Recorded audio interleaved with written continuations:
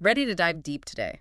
We're taking a look at insider research, particularly in education, where it can get really tricky trying to wear two hats, researcher and colleague. Yeah, talk about a whole new level of participant observation. Right. Today's deep dive is on this paper by a teacher who became a researcher, looking at their own colleagues' experiences when their school did this huge curriculum overhaul. Wow, being in the thick of it. And the interesting thing for you is how they dealt with being both a colleague and researcher at the same time. Those ethical lines can get really blurry. For sure. Imagine trying to be objective about your coworkers' experiences when you're all in the same boat, staff meetings, the whole nine yards. Exactly, and that's what makes insider research so challenging. Unlike someone coming in from outside, these researchers are already part of the scene. They've got relationships, history, shared experiences, all of which can help their research but also make it more complicated. It's a bit like that saying, can't see the forest for the trees. But here it's more like, can you see the forest when you help plant some of the trees and have a favorite picnic spot under one? Ah, that's a great way to put it. It really shows the unique problems insider researchers face. They get the context in a way outsiders don't, but that same insider knowledge can also create blind spots. A real balancing act, then. And the researcher in our source really lays it all out there, these little moments, vignettes, where the ethical lines got really fuzzy for them. Absolutely. Those vignettes are like little windows into the day-to-day struggles of doing insider research. Like, think about just trying to recruit people when you're not just a researcher, but their friend and coworker too. Yeah, like that part where they talk about this close colleague, someone who actually mentored them early in their career, volunteering for the study. Seems like a no-brainer at first, but But ethically, it raises red flags, right? Because how can you be sure that colleague, with all that shared history, feels like they can actually say no?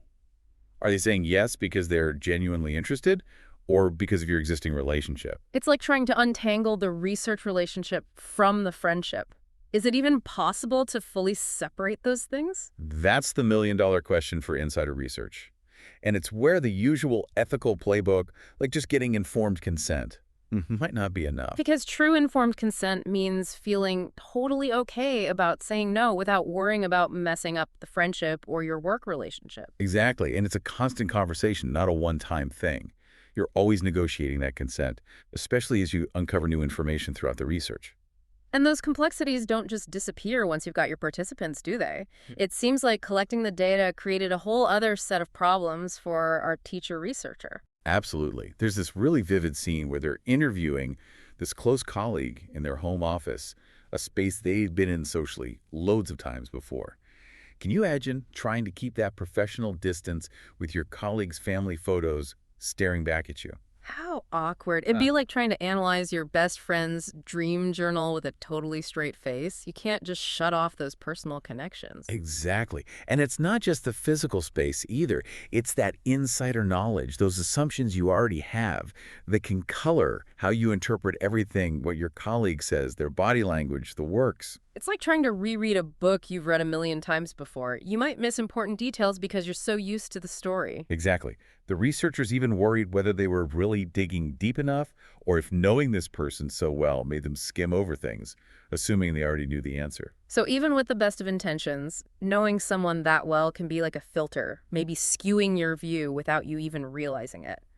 It's a constant tightrope walk. And it brings us to another big ethical hurdle in insider research: confidentiality. Oh yeah, the fear that everyone at school will be playing Guess Who the second that research paper comes out. Exactly. And it's not an unreasonable fear either. Our researcher used a fake name for their colleague, but even that wasn't enough to keep them anonymous, as we'll see. It's tough to imagine feeling truly anonymous in that kind of situation. You're right, incredibly difficult. Turns out, even with the fake name, there were these little details in what the colleague said, like certain phrases they used or just their way of talking. Wait, you mean those little quirks everyone has in their speech? Exactly. Those things stick out like a sore thumb when you know the person really well, like fingerprints. Even the researcher's supervisor picked up on it, said they thought they recognized someone just from how they were quoted. Wow, that's unsettling. It really shows how the usual ways of protecting someone's identity in research might not be enough here. Exactly. What works in other settings can totally fall apart in the close world of a school or workplace. It's clear this researcher cared about protecting their colleagues. They even started presenting their findings more as this collective case study instead of singling out individual teachers. That's a common strategy in this type of research. Help protect individual identities, but still gets at the bigger themes that came up. Sounds like they were really walking a tightrope, balancing the integrity of the research with looking out for their colleagues. Absolutely. And that tension is at the core of insider research. It's not just a checklist of rules to follow. Which brings us to that idea of a virtues-based approach to ethics, which the researcher talks about, really got me thinking. Interesting approach, isn't it? Instead of just focusing on what you can or can't do, it's about cultivating these character traits that guide how you act. So less about rulebook, more about your own internal compass. Exactly. Developing those inner qualities that help you make good choices, even in those gray areas where there's no easy answer. The researcher specifically mentioned courage, respectfulness, sincerity, humility, reflexivity. Fascinating how those play out in a research context. They really do. Like courage, for example. Takes guts to address those power imbalances head on.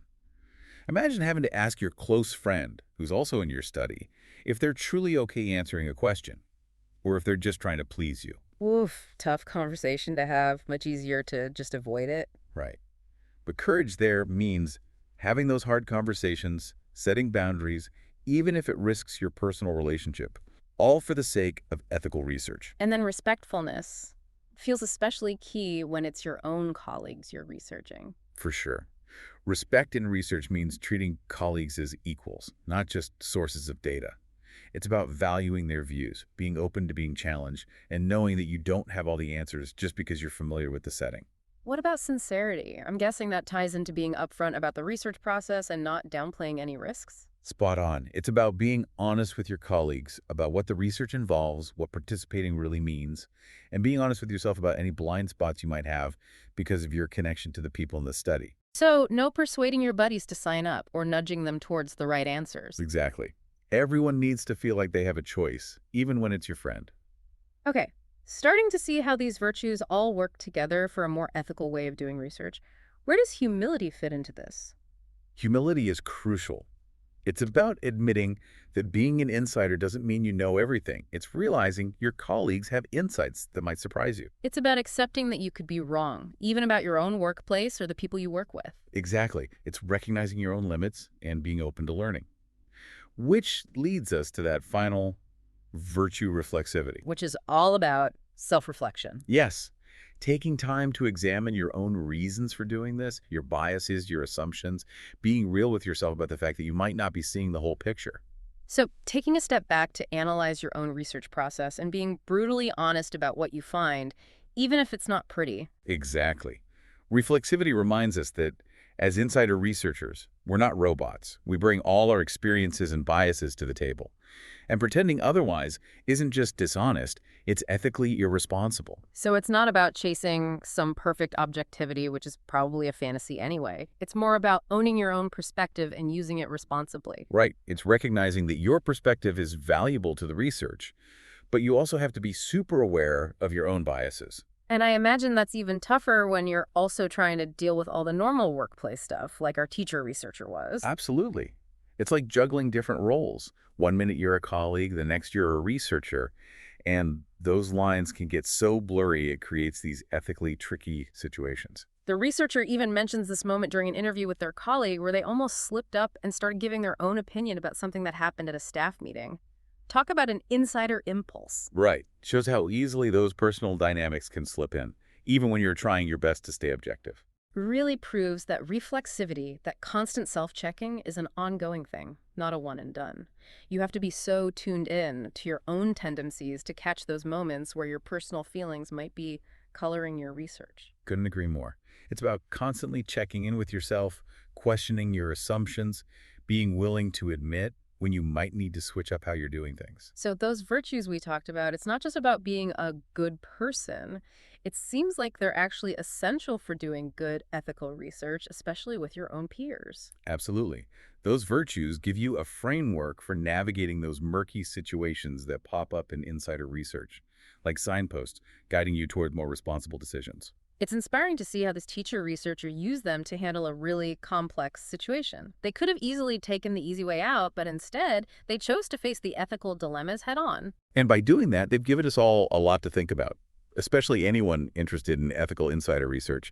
It's about finding that balance between closeness and that critical distance, between being part of the group and being able to step back and observe thoughtfully. It's a tricky balance, but as we've seen, it's a balance worth striving for. So, to wrap things up today, here's something for our listeners to chew on. If even tiny, seemingly insignificant details can risk someone's anonymity in insider research, how do we find that sweet spot between protecting the people involved and sharing valuable findings? It's a question we all need to consider because it speaks to the responsibility we have to the people and communities we're a part of. Well said. It's a good reminder that research is never done in isolation. It's always about human relationships, and those relationships deserve our respect and care.